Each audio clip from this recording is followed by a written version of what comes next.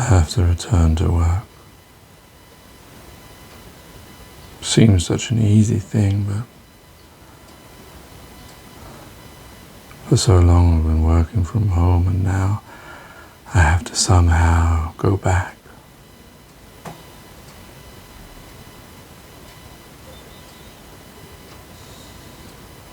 But all I can think of is fear. Fear's been poured into me all this time, and the fear of numbers, the fear of death, the fear of catching the national lottery of COVID-19.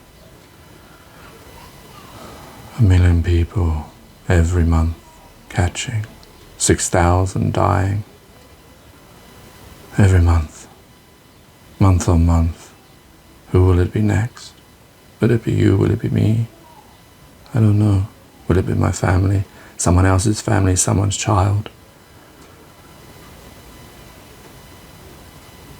And here, lucky to be vaccinated in this country. Some countries, no vaccinations, fighting it with nothing.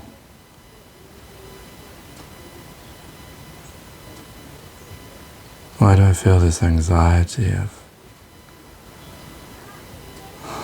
just getting on a train for an hour and a half,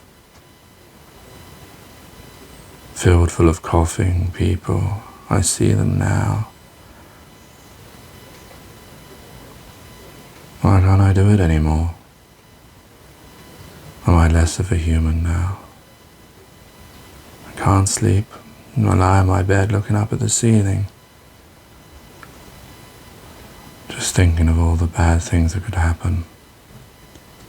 Thinking of all the bad things that have happened in my life, endlessly for hours on end. The childhood,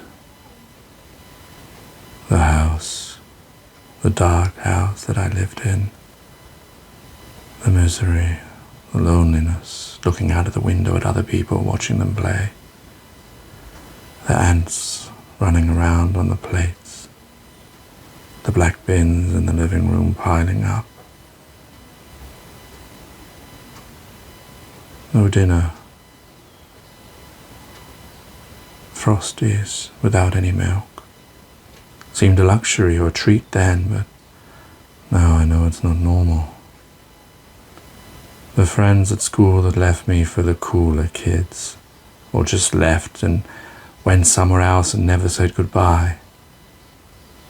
Those broken hearts.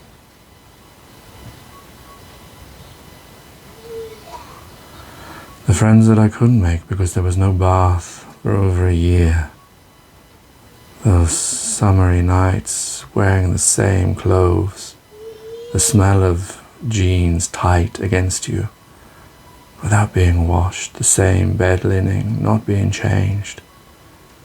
I remember all these things now and keep going around in my mind. Not being able to see those loved ones, not being able to go back to that house for fear of judgment. Not by me. So I suffer not knowing those ones I love anymore. Not being able to have those moments until the end when I shall see them in the earth, and never been able to say goodbye or speak or anything or laugh with them for so many years. All these things come in my mind. The college years where I used to walk 45 minutes there and back just to kill a 2-hour gap because I had no friends there, or they had girls and I couldn't cope with that. Those miserable days when I had nothing. Failed relationships that I thought I would find love at first sight and it would last forever, like some poetic dream, and it didn't. And my immaturity maybe hurt people. Everyone hurts people, but I think about the hurt people I hurt as I lie looking up at the ceiling, not able to sleep. I didn't mean to hurt people. I didn't know what to do. I was immature. My mind was not like other people's minds. I have no confidence, no excuse. I did what I did. I ran away. I feel like a failed human being, even more now than I ever was. Will medication help me take away my mind? Well, these days I forget things anyway. Maybe I'll forget all the bad things of the past. Maybe I'll no longer be a sentient human being. I'll just be a robot, getting on a train, going to work, and not have to worry about these feelings and emotions that I can't control. I think about that train journey. I think about bringing it back to my wife, my daughters, my son. What it would do to them if they're not as strong as me. Losing them. For what? To take part in this wheel, this rat race, this existence of somebody else's dream. Dreamed thousands of years ago by people that couldn't even comprehend the web of all that we are now. Who set up a system of money and division and greed. Who in their byproducts created crime and misery and suffering. But they are just abstracts to me because I don't see them. But my wife, my daughters, my son, they are my everything. Do I risk their lives just to make some man sitting in a chair somewhere more money that he doesn't even need?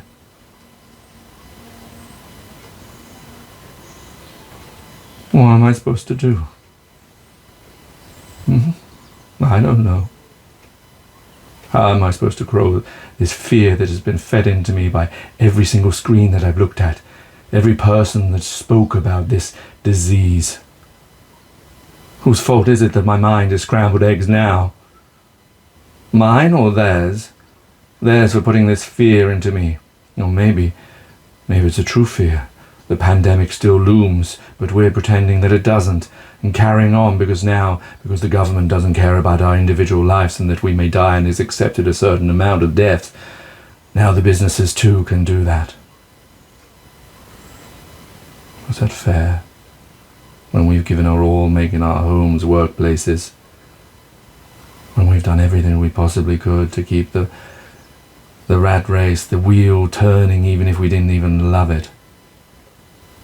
Like Winston Smith in 1984, we're trapped. I want to feel pleasure. I want to feel joy again. I want to live in a safe world where no one has to suffer or die, but they're not given to me. What is given to me is misery and injustice and inequality, of troubles. This world of technology and everything that we have has more mental health issues than any other time. Our minds are just bombarded with fear and with injustices and sufferings.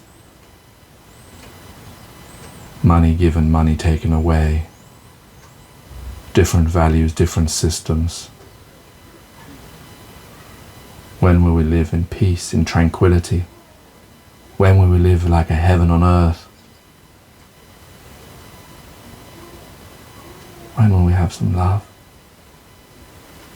When will we have some humanity? When? What am I meant to do? They all talk about support and help, but humans don't help and support each other. Look at the inequalities and the injustices and the suffering that happens everywhere, every single day of the system that we live within. As if they would care about little old me.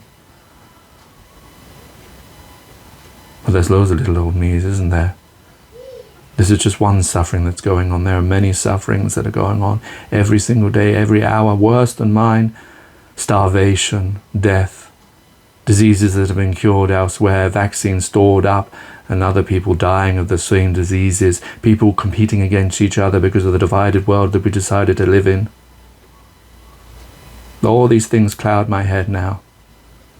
What hope is there for mankind if mankind doesn't truly see itself, that it is one, that it isn't divided, that all these boxes, that these human constructs that we've created for ourselves are ours alone, our chains, our shackles, our slavery is ours alone? What hope is there for mankind if it doesn't see these things and doesn't make change?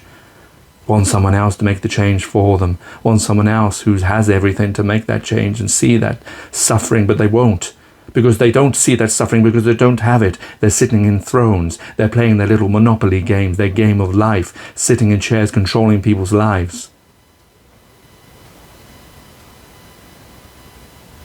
Humanity is collective, it's an individuality.